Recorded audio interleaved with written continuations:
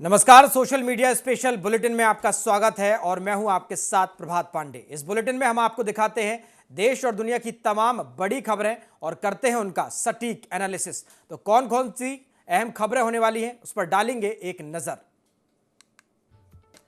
हमारी पहली खबर होगी, ईरानी राष्ट्रपति ने ट्रंप को चेतावनी दी है। इसके बाद आगे बढ़ के बात करेंगे, अमेरिका से कहा है कि जो करना है कर लो। प्रधानमंत्री नरेंद्र मोदी 2 दिवसीय मॉरिशस दौरे पर हैं, इसको लेकर भी बात करेंगे। मॉरिशस के राष्ट्रीय दिवस समारोह में उन्होंने शिरकत की है। इसके आगे बढ़ेंगे तो बात करेंगे, एमपी में 4,20,000 करोड़ का बजट पेश हो गया है और सीएम डॉक्टर मोहन यादव ने कहा है कि यह बजट बहुत अच्छा है। नीतीश कुमार पर तेजस्वी यादव भड़के हैं। इसके अलावा आगे बढ़ के बात करेंगे, उन्होंने कहा है कि सब कोई जाए भाड़ में, अपन कुर्सी के जुगाड़ में। ये बोल है तेजस्वी यादव की। इसके आगे बढ़ के बात करेंगे, उत्तराखंड में अवैध मदरसों पर ताबड़तोड़ कार्रवाई लगातार जारी है। इसके अलावा बात करेंगे शेयर मार्केट की, जहां सेंसेक्स में 100 अंकों की गिरावट हुई है और पोर्ट लुइस में अटल बिहारी वाजपेयी सिविल सेवा संस्थान का उद्घाटन भी हुआ है। तो ये तमाम अहम और बड़ी खबरें हैं और चलिए पहली खबर का रुख करेंगे, जहां प्रधानमंत्री नरेंद्र मोदी 2 दिवसीय मॉरिशस दौरे पर हैं। उन्होंने मंगलवार को मॉरिशस को भारत और ग्लोबल साउथ के बीच एक सेतु करार दिया। उन्होंने कहा कि मॉरिशस सिर्फ एक साझेदार देश भर नहीं है, बल्कि भारत के परिवार का हिस्सा है। पीएम मोदी ने पोर्ट लुइस में एक सामुदायिक कार्यक्रम में प्रवासी भारतीय समुदाय को संबोधित करते हुए इस दक्षिण पूर्वी अफ्रीकी द्वीपीय देश को नए संसद भवन के निर्माण सहित विकास के हर प्रकार से सहयोग का आश्वासन दिया है। प्रधानमंत्री नरेंद्र मोदी को मॉरिशस के राष्ट्रपति धरम गोकुल ने मॉरिशस के सर्वोच्च नागरिक सम्मान से भी सम्मानित किया। प्रधानमंत्री नरेंद्र मोदी ने कहा है, मैं मॉरिशस के सर्वोच्च राष्ट्रीय पुरस्कार से सम्मानित किए जाने पर अपनी हार्दिक कृतज्ञता व्यक्त करता हूं। यह सिर्फ मेरा सम्मान नहीं है, यह 140 करोड़ भारतीयों का सम्मान है। यह भारत और मॉरिशस के बीच सदियों पुराने सांस्कृतिक और ऐतिहासिक संबंधों के प्रति श्रद्धांजलि है। यह वैश्विक दक्षिण की साझा आशाओं और आकांक्षाओं का प्रतीक है। उन्होंने कहा कि मैं इस पुरस्कार को पूरी विनम्रता और कृतज्ञता के साथ स्वीकार करता हूं। मैं इसे आपके पूर्वजों को समर्पित करता हूं, जो सदियों पहले भारत से मॉरिशस आए थे। पीएम मोदी दूसरी बार मॉरिशस के राष्ट्रीय दिवस पर मुख्य अतिथि के रूप में पहुंचे हैं। यह सम्मान उन्हें पहली बार 2015 में मिला था। फ्रांस के बेस्टिल डे परेड के लिए भी पीएम मोदी को 2023 में निमंत्रित किया गया था। इससे पहले 2022 में पीएम मोदी बुद्ध जयंती समारोह के लिए नेपाल के लुम्बिनी गए थे। 2021 की बात करें तो बांग्लादेश ने पीएम मोदी को अपने राष्ट्रीय दिवस समारोह में आमंत्रित किया था। 2017 में अंतर्राष्ट्रीय वैसाख दिवस के लिए श्रीलंका की उनकी यात्रा ने सभ्यता और सांस्कृतिक कूटनीति में भारत के नेतृत्व को दर्शाया था।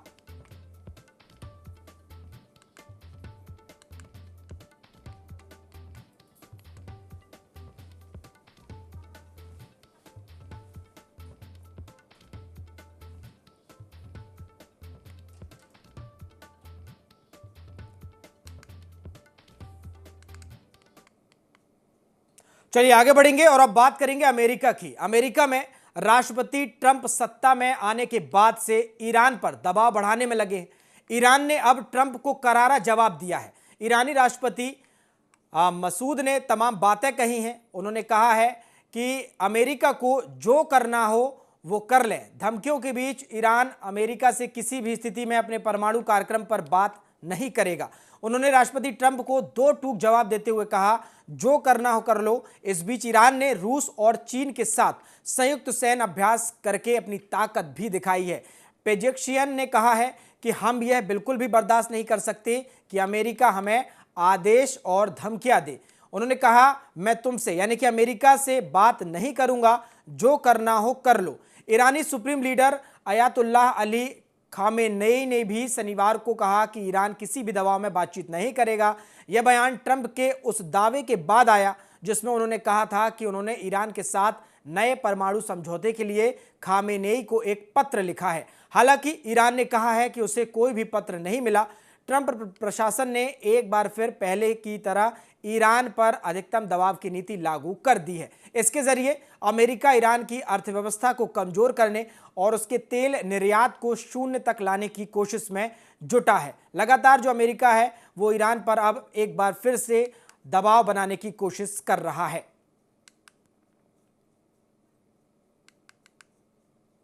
तो ट्रंप ने सोमवार को प्रतिबंधों में जो प्रतिबंध है उन्हें बढ़ाने की बात कही है और लगातार जो अमेरिका है वो अब एक बार फिर से ईरान पर दबाव बना रहा है, जिस पर ईरान ने कड़ी प्रतिक्रिया दी। उन्होंने कहा है कि हम किसी भी तरह से सरेंडर नहीं करेंगे, दबाव में नहीं आएंगे, अमेरिका को जो भी करना हो वो कर ले।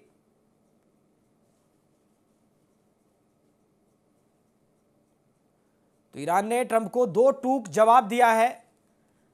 उन्होंने कहा है कि अमेरिका को ट्रंप को जो भी करना हो कर ले, किसी भी तरह से हम दबाव में नहीं आएंगे। लगातार अमेरिका की तरफ से जो बातें कही जा रही थी कि तमाम तरह के जो प्रतिबंध है ईरान पर वो लगाए जाएंगे। लगातार अमेरिका ने कहा है कि परमाणु समझौते पर पत्र लिखा गया है, लेकिन इस तरह की तमाम बातों को ईरान ने खारिज किया है।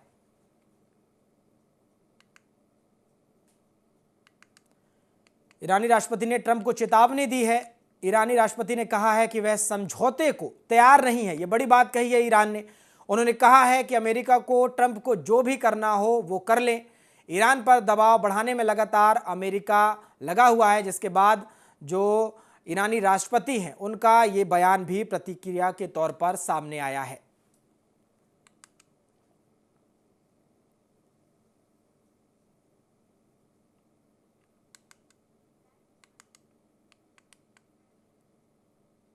चलिए आगे बढ़ेंगे और बात करेंगे अब मध्य प्रदेश में पेश हुए बजट की। डॉक्टर मोहन सरकार का बजट पेश हो गया। वित्त मंत्री जगदीश देवड़ा ने बजट को पेश कर दिया है। 4,20,000 करोड़ का बजट पेश किया गया है और ये जो बजट है ज्ञान पर आधारित बजट है और लगातार इस पर बात की जा रही है कि गरीब हो, युवा हो, अन्नदाता हो, नारी हो, इस पर यह बजट जो है फोकस रहा। बजट में कोई नया टैक्स नहीं लगाया गया। कहीं ना कहीं ये आम लोगों के लिए राहत की खबर है। युवा, गरीब, महिला, किसान के विकास पर सरकार जोर दे रही है। विकास के हर क्षेत्र में सरकार का फोकस है। उद्योगों का विकास हो रहा, सरकार ने कहा है। बजट में 15% का इजाफा हुआ है, यानी कि जो बजट पिछली बार पेश किया गया था उसके मुकाबले अगर देखा जाए तो ये जो बजट है 15% ज़्यादा रहा है। युवा, गरीब, महिला, किसान के विकास पर खास सरकार ने जोर दिया। विकास के हर पहलू पर सरकार ध्यान दे रही है और इसी को ध्यान में रखते हुए ये बजट पेश किया गया। मुख्यमंत्री ने कहा है कि हमारी सरकार में सभी जिलों में विकास हो रहा है। विकास के हर क्षेत्र में सरकार फोकस जो है बनाए हुए है। एक जिला एक उत्पाद पर जोर दिया जाएगा, यानी कि अब जो एक जिला है वहां पर कौन सी जो अच्छी चीज़ है जिसकी पैदावार होती है, जो बनाई जाती है, जिसका उत्पाद होता है, उस पर खास फोकस किया जाएगा और एक जिला एक उत्पाद पर जोर दिया जाएगा। 2047 तक बजट को 2 ट्रिलियन तक पहुंचाना सरकार ने लक्ष्य भी रखा है। प्रतियोगी परीक्षा के लिए अगर बात करें तो 20 करोड़ 52 लाख रुपए जो है इस बजट में निकल कर आए। वहीं 39 नए औद्योगिक क्षेत्र अब इस बजट के माध्यम से विकास करेंगे, विकसित करेंगे अपने आप को। निवेश के लिए करीब 18 नई नीतियां भी सरकार ने जारी की हैं और एसटी के विकास के लिए 47,000 करोड़ का प्रावधान है। इसके अलावा एससी जो वर्ग है उसके लिए विकास के लिए 32,000 करोड़ का प्रावधान सरकार ने किया इस बजट में और हर जिले में जिला सलाहकार समिति बनाने की भी बात इस बजट में निकलकर सामने आई है। 22 साल में जीएसडीपी 17 गुना इसका इजाफा हुआ है। बिजली बिल में ज़रूर लोगों को राहत दी जाएगी क्योंकि बजट में 5700 करोड़ रुपए की जो राशि है वो इसको लिए अलग से जो है आवंटित की गई है।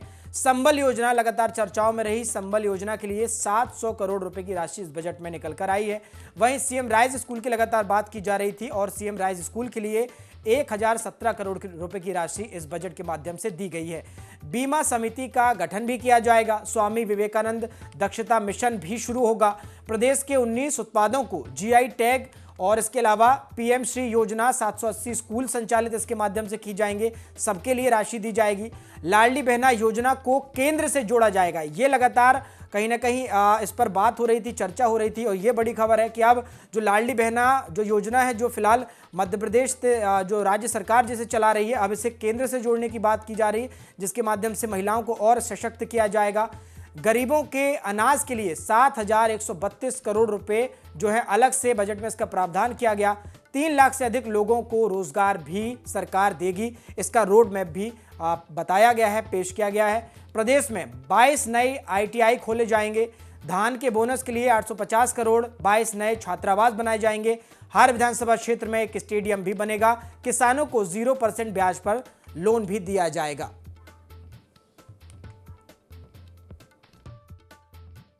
मुझे सदन को यह अवगत कराते हुए गौरव की अनुभूति हो रही है कि हमने वित्त वर्ष 2025-26 का बजट जीरो बेस्ड बजटिंग प्रक्रिया से तैयार किया है। इस प्रक्रिया के माध्यम से बजट में प्रावधानित राशि सही योजना में, सही आकार में एवं सही परिणाम प्राप्त करने में सार्थक रहेगी।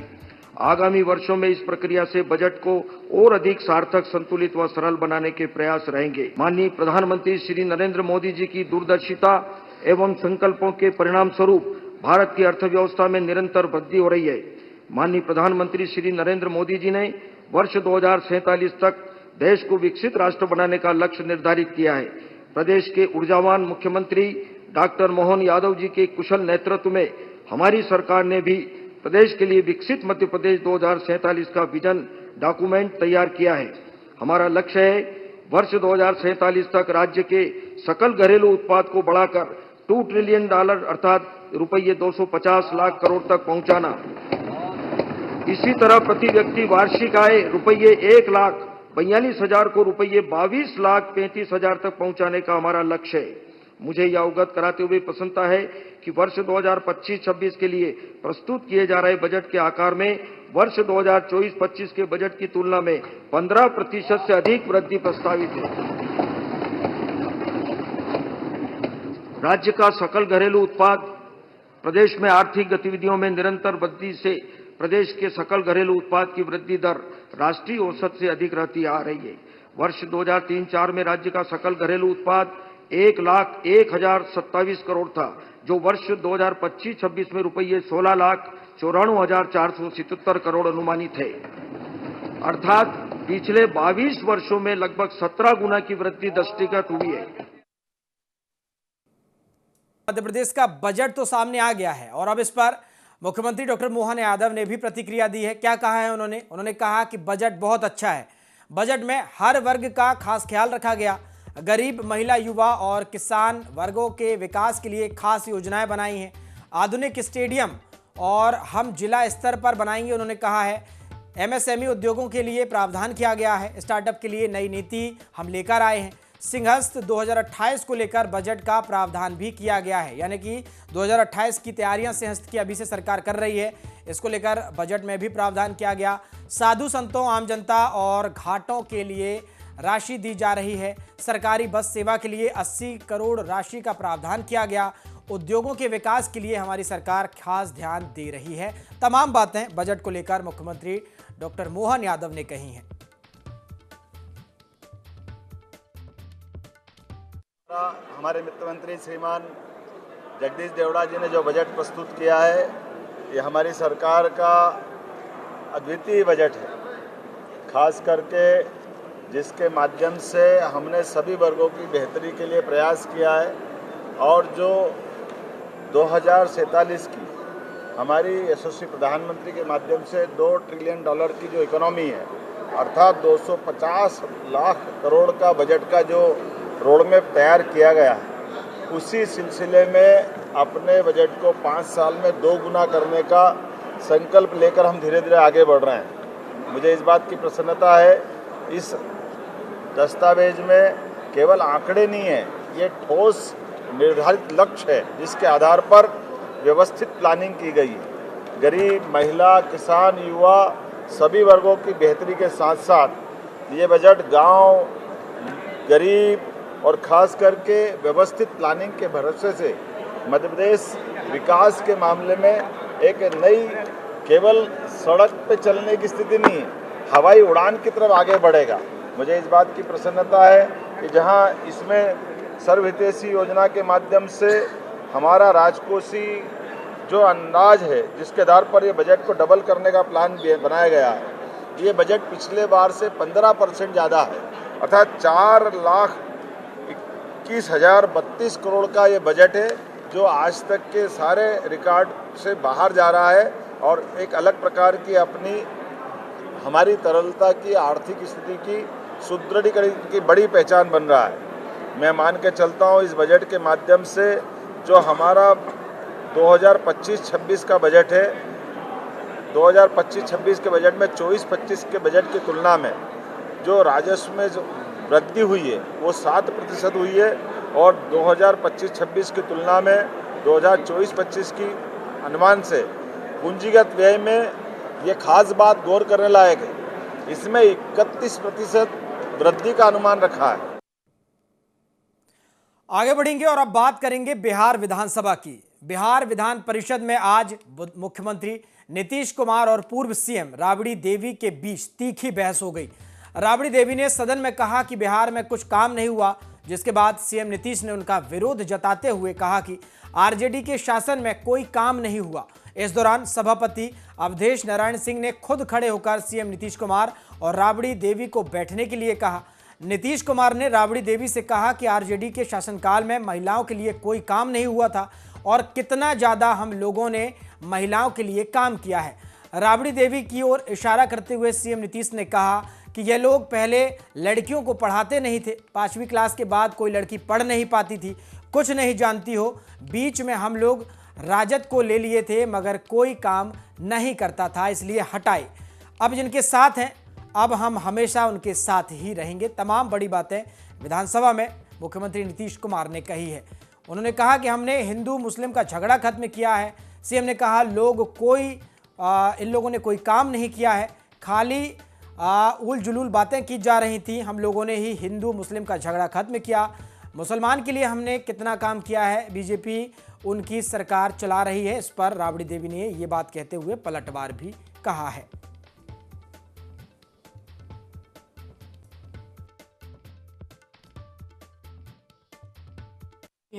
भांगा पी के आते हैं हाउस में, आन संत महिलाओं को बीच में बोलते हैं, महिलाओं का अपमान करते हैं। एक नहीं, बिहार के महिला को, बिहार के महिला, पूरा बिहार के महिलाओं को, हमको भी सदन में भी बेइज्जत करते हैं। आरोप लगाते हैं कि पहले 2005 से पहले कोई कपड़ा पहनता था। हम पूछना चाहते हैं नीतीश कुमार से, माननीय प्रधानमंत्री से, कि वो लोग के घर के माँ बहन, बेटी बहन कपड़ा पहनती थी कि नहीं, कि उलंगते रहती थी। यही हम पूछना चाहते हैं सरकार से, भारत सरकार से भी, राज्य सरकार से। बतावे कि 2005 से पहले कपड़ा कोई नहीं पहनता था, कोई काम नहीं हुआ है। हम तो बोला कि फाइल उठा के पुराना देखिए, तुम क्या कर रहे हो, हम लोग क्या क्या काम किए हैं। बिहार के जनता नहीं जाना है कि क्या क्या हम लोग काम किए। महिलाओं के लिए, पिछड़े के लिए, सभी अति पिछड़ा के लिए, सबको लिए काम किए हैं। ये पैदा कहाँ हुआ है? 2005 से पैदा हुए हैं नीतीश कुमार। 2014 में 5 हुए प्रधानमंत्री। आप बताइए ना, इतना दिन लोग कहाँ था? ऊपर से टपक गया है 2005 में, 2014 में प्रधानमंत्री, मुख्यमंत्री। पहले कोई काम नहीं होता था। आप लोग भी जन्म कर्म लिए हैं, आपका माता पिता जन्म कर्म लिए। पूछिए अपना माता पिता से कि लंगटे लोग रहता था, बाजार हाट कोई नहीं निकलता था, नहीं जाता था, व्यापार कैसे होता था लोगों को? आप बताइए। जब न तब महिलाओं के सदन में हमको 2 बार ही हो गया अपमानित करने। ऐसा मुख्यमंत्री होता है? आगे बढ़ेंगे। देखिए, आज विधान परिषद में नीतीश कुमार और राबड़ी देवी में नोकझोंक हुई। इसको लेकर तेजस्वी यादव ने कहा है कि महिलाओं पर ही ना गरमाएंगे ना, प्रथम महिला मुख्यमंत्री हैं, अब क्या ही बोले। तेजस्वी ने आगे कहा कि इस तरह का बयान कि हमने इसके हस्बैंड को बनाया, हमने उसके हस्बैंड को बनाया। अरे लालू जी ने कितने प्रधानमंत्री को बनाया? आपसे पहले तो वो कई बार MP MLA बन चुके हैं। नीतीश कुमार को तेजस्वी ने 2 बार मुख्यमंत्री बनाया। कहा लालू जी पर जा रहे हैं। लालू जी और नीतीश कुमार में कोई तुलना नहीं हो सकती।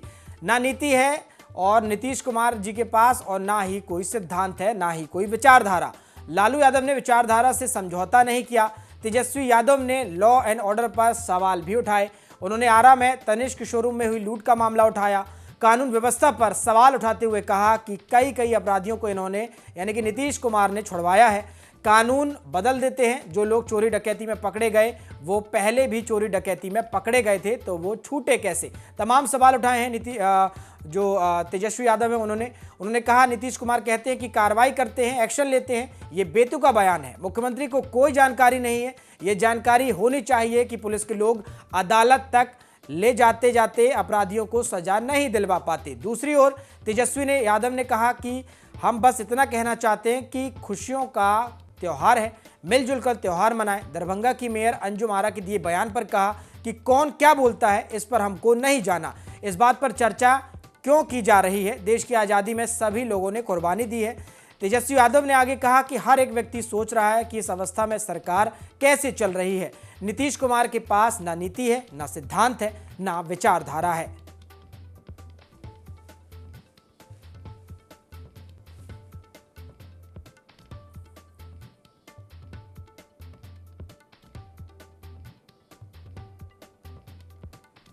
तो देखिए, बिहार विधानसभा में सरकार और विपक्ष के बीच में तीखी नोकझोंक हुई है। सबसे पहले ये नोकझोंक मुख्यमंत्री नीतीश कुमार और राबड़ी देवी जो पूर्व मुख्यमंत्री रही हैं उनके बीच में हुई। इसके बाद एंट्री हुई तेजस्वी यादव की। तेजस्वी यादव ने भी मुख्यमंत्री नीतीश कुमार पर तगड़ा हमला बोला, पलटवार किया और अलग अलग मुद्दों पर मुख्यमंत्री नीतीश कुमार को उन्होंने घेरा है।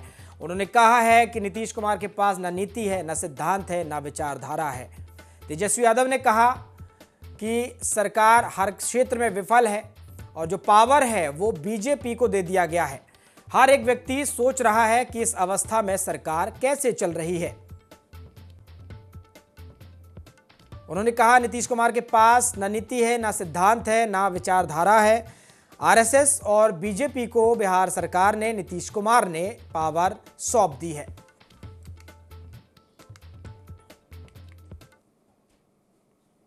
चलिए आगे बढ़ेंगे और अब बात करेंगे शेयर बाजार की। हफ्ते के तीसरे कारोबारी दिन यानी कि आज जो शेयर मार्केट है इसमें 100 अंक की गिरावट के साथ करीब 74,000 के स्तर पर जो सेंसेक्स है वो ट्रेड करता हुआ नजर आया। निफ्टी में करीब 50 अंक की गिरावट देखने को मिली। यह 22,500 पर कारोबार करता नजर आया। कल की बड़ी गिरावट के बाद इंडसइंड बैंक के शेयर में आज करीब 5% की तेजी देखी गई।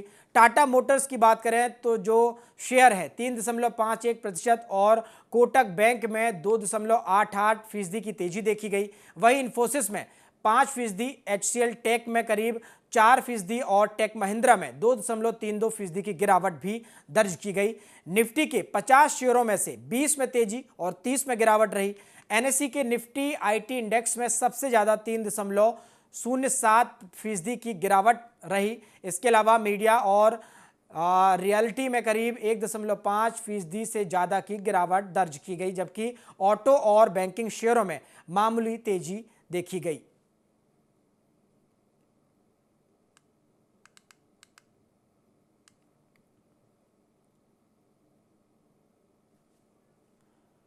देखिए, शेयर बाजार लगातार लुढ़कता जा रहा है और अगर बात करें पिछले कुछ समय की तो लगातार बाजार गिर रहा था। हालांकि पिछले 2 दिनों से बाजार स्थिर है, बहुत ज़्यादा जो है गिरावट दर्ज नहीं की जा रही है। आज हालांकि दिन अच्छा रहा और 100 अंकों की सेंसेक्स में, निफ्टी में तेजी भी देखी गई। 100 अंकों की गिरावट के साथ करीब जो सेंसेक्स है वो 74,000 के स्तर पर कारोबार करता नजर आया। निफ्टी में करीब 50 अंक की गिरावट देखने को मिली। यह 22,500 पर कारोबार करता नजर आया।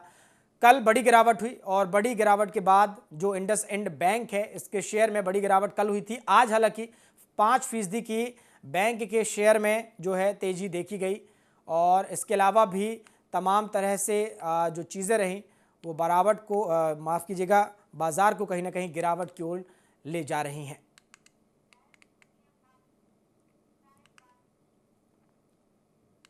चलिए आगे बढ़ेंगे और अब बात करेंगे मुख्यमंत्री पुष्कर सिंह धामी की। जी हां, देहरादून से खबर है क्योंकि मुख्यमंत्री पुष्कर सिंह धामी के निर्देशों पर मदरसों पर ताबड़तोड़ कार्रवाई हो रही है। अवैध मदरसों पर लगातार कार्रवाई की जा रही है। 15 दिनों में 52 से अधिक अवैध रूप से संचालित मदरसे सील कर दिए गए हैं। तहसील स्तर पर जांच कर शासन को रिपोर्ट सौंपी गई थी। उत्तराखंड के सभी जनपदों में लगातार अवैध मदरसों के खिलाफ कार्रवाई की जा रही है। लगातार जिस तरह से अवैध रूप से मदरसे जो हैं संचालित किए जा रहे हैं, मदरसों में दी जाने वाली शिक्षा पर सवाल है और ऐसे में मुख्यमंत्री पुष्कर सिंह धामी लगातार अवैध मदरसों को लेकर एक्शन मोड में नजर आ रहे हैं। उन्होंने इस पर जांच के आदेश दिए और जो भी मदरसा जो है अवैध पाया जाएगा उस पर कार्रवाई भी की जा रही है। अवैध मदरसों पर लगातार गाज गिर रही है। 15 दिनों में 52 से अधिक अवैध रूप से संचालित मदरसों को सील कर दिया गया है। तहसील स्तर पर बड़ी जांच हो रही है। शासन को रिपोर्ट सौंपी गई। तहसील स्तर पर कितने जो हैं मदरसे चलाए जा रहे हैं अवैध रूप से, और इसके बाद आदेश दिया गया, मुख्यमंत्री ने आदेश दिया, जिसके बाद अब जो अवैध मदरसे उन्हें सील कर दिया गया है और आगे भी ये कार्रवाई जारी रहेगी।